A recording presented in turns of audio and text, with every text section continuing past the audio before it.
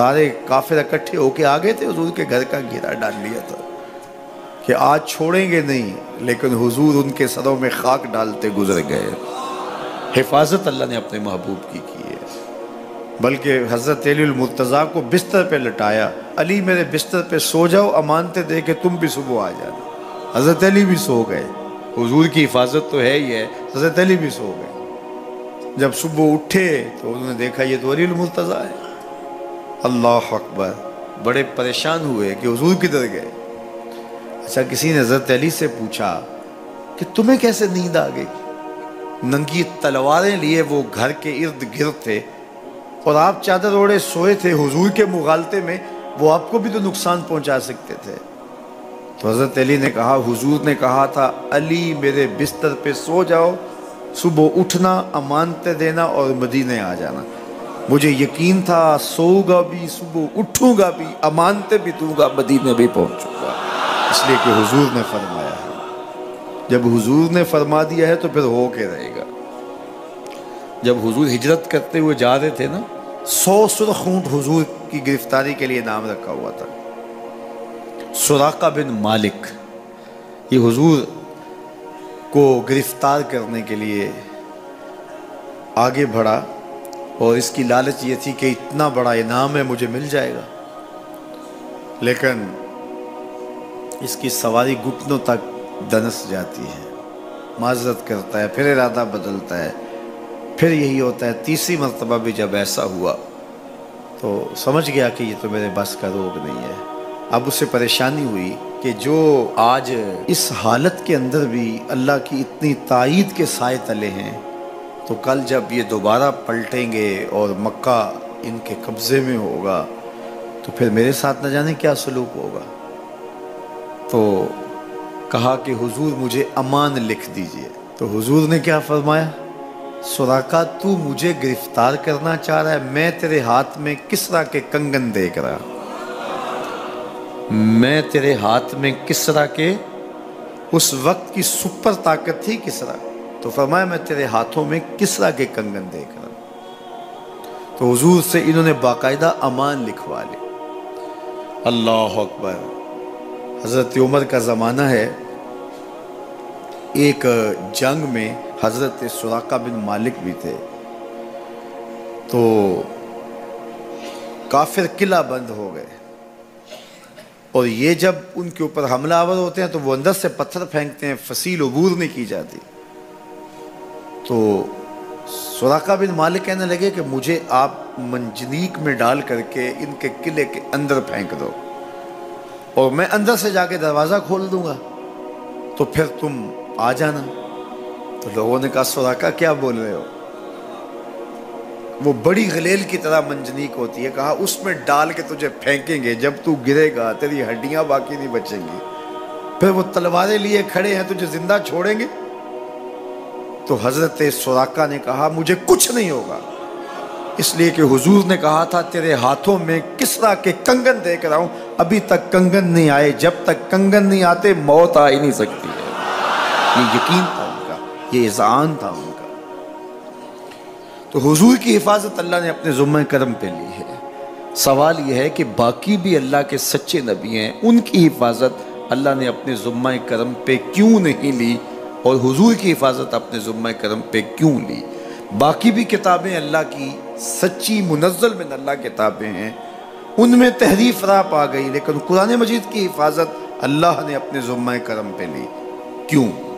تو اس کا جواب یہ ہے کہ اگر کوئی نبی شہید ہو جاتا ہے تو نیا نبی آنے والا ہے، اس کی جگہ کو پر کر دے گا۔ اگر کسی کتاب میں تحریف راپ آ جاتی ہے تو کوئی بات نہیں، نئی کتاب نازل ہونے والی ہے۔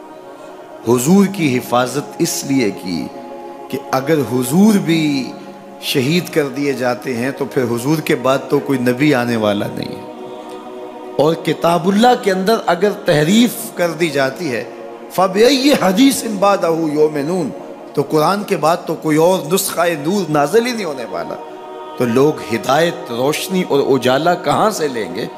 اس لیے اس کتاب کو بھی باقی رکھا گیا اور مصطفیٰ کی بھی حفاظت فرمائی گئی۔ حضور کے آنے کے بعد اتمام دین ہو گیا. انا خاتم النبیین لا نبی بعدی، میں آخری نبی ہوں، میرے بعد کوئی نبی نہیں ہوگا. اور میں نے عرض کیا 100 آیات قرآنیہ، 210 احادیث اور صحابہ، تابعین، ائمہ اور بزرگوں کے ہزارہ اقوال اس میں موجود ہیں. سبحان الذی اسری بعبدہ، جس نے اپنے بندے کو سیر کرائی، من المسجد الحرام الی المسجد الاقصی، اللہ اکبر، مسجد حرام سے مسجد اقصی تک. مسجد حرام سے اس سفر کا آغاز ہوا ہے. ام ہانی کے گھر میں حضور استراحت کر رہے تھے، دروازہ اندر سے بند کیا ہوا تھا، اور جبریل امین کو حکم ہوتا ہے میرے محبوب کو سر عرش لے کے آؤ. تو جبریل حاضر خدمت ہوئے تو دروازہ بند پایا، عرض گزار ہوئے مالک کیا کروں؟ کہا کہ تو نے دروازے کو دستک نہیں دینی کہ میرا محبوب تیرے لیے اٹھ کے دروازہ کھولے. اللہ اکبر. تو مالک کیا کروں؟ کہا چھت سے سوراخ کرو. اور جبریل نے چھت سے سوراخ کیا اور وہاں سے سمٹ کے حضور کے قدموں میں آ بیٹھے. صحیح حدیث میں آتا ہے جبریل کے 600 نوری پر ہیں، ایک پر کھولے تو شرق سے لے کے غرب تک، شمال سے جنوب تک پھیل جائے. اور اتنے بڑے بڑے 600 پر، تو 600 پر جس جسم پہ ہوں گے وہ جسم کتنا بڑا ہوگا. معراج کی شب چھوٹے سے سوراخ سے آیا، دنیا کو بتایا کہ محبوبوں کے در پہ آئیں تو بڑے ہو کے نہیں، چھوٹے ہو کے آیا کرتے ہیں. تیرے ہندیاں سندیاں محبوبہ، اگر آپ کی توجہ ہو تو، تیرے ہندیاں سندیاں محبوبہ، میں کافر ہوا جے میں ہوا. اپنے وجود کی جب تک نفی نہیں نہ کی جاتی کچھ ملتا ہی نہیں ہے. جبریل سمٹ کے حضور کے قدموں میں آ بیٹھا. محبوب اب بھی سوئے ہوئے.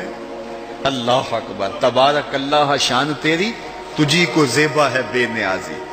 کہیں پہ جوش لن ترانی، کہیں تقاضے وصال کے. کوئی کوہ طور پہ جا کے کہہ رہا ہے رب ارنی انظر الیک، مالک دیکھنا چاہتا ہوں نقاب اٹھا دے. جواب ہوتا ہے نہیں نہیں تم نہیں دیکھ سکتے. اور ادھر محبوب سویا ہے، جبریل حاضر خدمت کھڑا ہے. محبوب اٹھو، رب انتظار کر رہا ہے. وہ جبریل قبل قدمہ، میرے محبوب کے قدم چوم لے. تو جبریل نے اپنے کافوری ہونٹ حضور کے قدموں پہ رکھ دیے. قبل تفعیل ہے، تفعیل کثرت ماخذ چاہتا ہے، یعنی اس کا معنی یہ نہیں کہ ایک بار چوم، اس کا معنی ہے بار بار چوم. تو جبریل حضور کے قدم چوم رہے ہیں. بشرط چادر تان کے ستا، نور چمے پہ تلیاں. بشرط چادر تان کے ستا، نور چمے پہ تلیاں. جس دی خاطر سجیاں ہویاں نے عرش بری دیاں گلیاں. بشرط اگے ود دائی جاوے، نوری رہ گیا تھلے. جس ویلے انہوں ود دیاں ویکھیا، آکے بلے بلے بلے. کوئی حد ہے ان کے عروج کی، بلغ العلاب کمال. حضور علیہ السلام کو ام ہانی کے گھر سے حتیم میں لایا گیا. صحیح حدیث ہے. حتیم میں لا کر حضور کے صدر انور کو چاک کیا گیا، اور قلب اطہر حضور کے سینے سے نکال کر کے ایک تشتری میں رکھ کے آب زمزم سے غسل دیا گیا.